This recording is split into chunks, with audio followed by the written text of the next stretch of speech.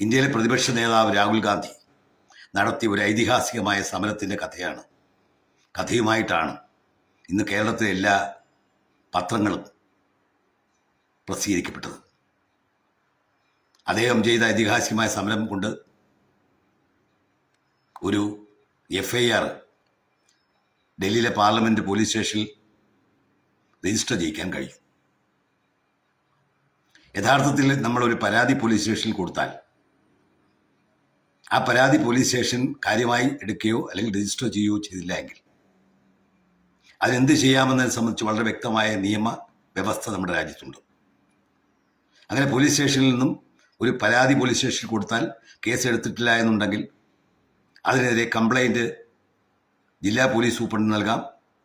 ജില്ലാ പോലീസ് സൂപ്രണ്ടിൻ്റെ ഭാഗത്തു നിന്നും കൃത്യമായൊരു പരിഹാരം നടപടി അക്കാര്യത്തിൽ ഉണ്ടായില്ല എങ്കിൽ ബന്ധപ്പെട്ട മജിസ്ട്രേറ്റ് കോടതിയിൽ സ്വകാര്യ അന്യായം കൊടുത്ത് ആ കേസ് പോലീസ് സ്റ്റേഷനിലേക്ക് റെഫർ ചെയ്ത് കഴിഞ്ഞാൽ പോലീസിന് കേസ് എടുത്തു. അത്തരമുള്ള നിയമപരമായ എല്ലാ നടപടിക്കുള്ള സാധ്യതകളും നമ്മുടെ രാജ്യത്ത് ഉണ്ടായിരിക്കെ 6 മണിക്കൂറോളം പോലീസ് സ്റ്റേഷനിൽ കുത്തിയിരുന്ന്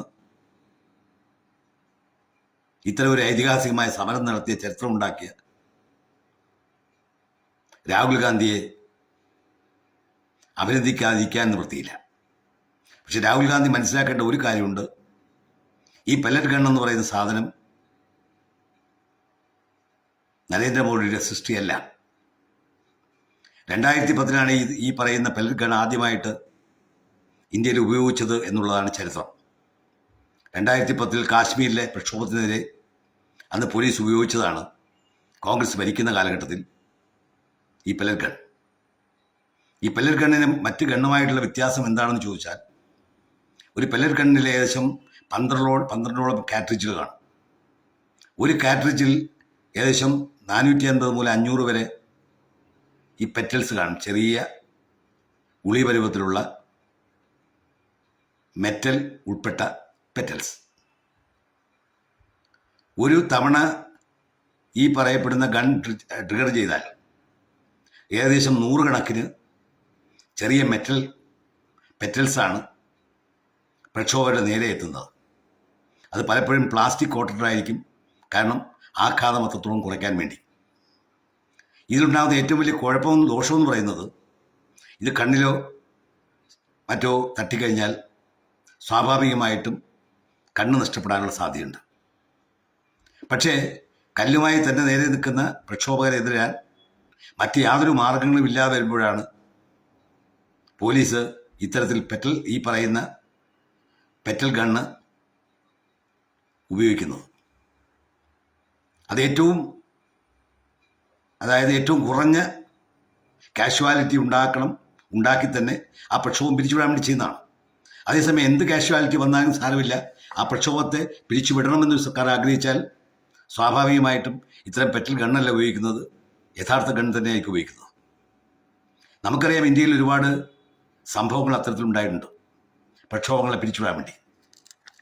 കേരളത്തിൽ തന്നെ നമുക്കറിയാം, കേരളത്തിലെ അങ്കമാലിയിൽ നടന്ന സംഭവം 1989 EMS മന്ത്രിസഭ കേരളം ഭരിക്കുമ്പോൾ വിമോചന സമരത്തിനെതിരെ വെടിയുതിർത്തു.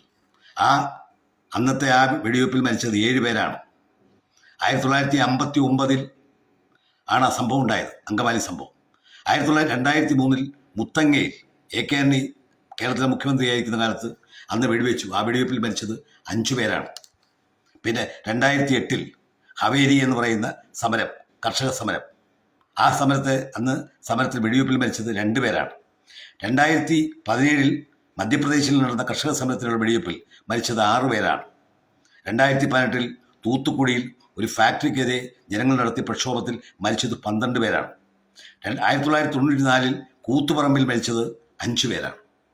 അങ്ങനെ രാജ്യത്തെ പ്രക്ഷോഭം അടിച്ചമർത്താൻ വേണ്ടി ഈ പറയുന്ന പെറ്റൽ ഗണ്ണല്ല, യഥാർത്ഥ ഗണ്ണ് ഉപയോഗിച്ച് ഒരുപാട് സംഭവങ്ങൾ ഉണ്ടായിട്ടുണ്ട്. അപ്പോൾ നമ്മൾ കാണേണ്ട ഒരു സംഗതി, ഇത്തരം കാര്യം നിയമപരമായി നേടിയെടുക്കാവുന്ന ഒരു സംഗതി, ഒരു മജിസ്ട്രേറ്റ് കോടതിയെ സമീപിച്ച് ഒരു സ്വകാര്യ അന്യായം കൊടുത്താൽ കേസ് എടുക്കാവുന്ന സംഗതി. അത് 6 മണിക്കൂർ പോയി അവിടെ നാടകം കളിച്ച് ഇങ്ങനെ ഒരു FIR എടുത്തിട്ട് അതിന് ഐതിഹാസികമായ മുദ്ര ജനങ്ങളെ തെറ്റിക്കുന്നത് രാജ്യത്തെ നമ്മുടെ സംസ്ഥാനത്തെ പത്രമാധ്യമങ്ങളാണ്.